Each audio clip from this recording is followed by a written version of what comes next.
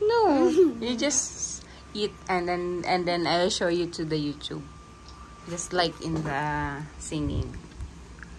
You just eat and then I will show you later. No.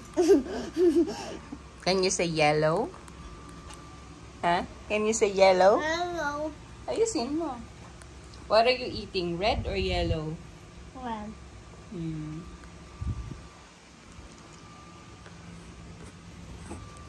Hey, I told you, di ba, not eat in the sofa?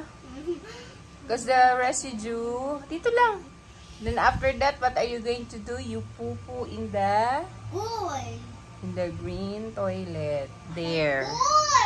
Do not hold your poo-poo because this is the third day now that you did not poo-poo yet. It's not good not to poo-poo. You should poo-poo every day. Do not wait for your diaper. Diba? Because you're already a big boy. We are doing potty training, right? Potty training. That's your poo-poo right there.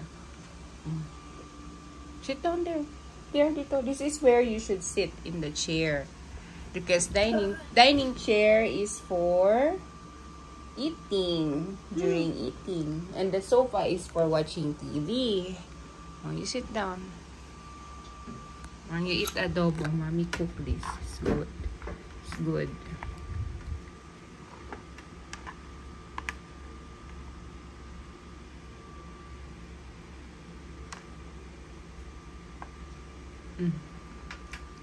Because you're gonna show in the YouTube that you're eating rice. Because people will clap for you when you show them that you love to eat food. People will love you. So that's why it's important. I gotta go get the tea, okay? Oo. Assuming lang na, kunyari, para kumain. Oh, sayun.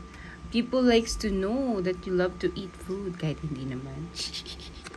Oh, why are you there? Dito lang.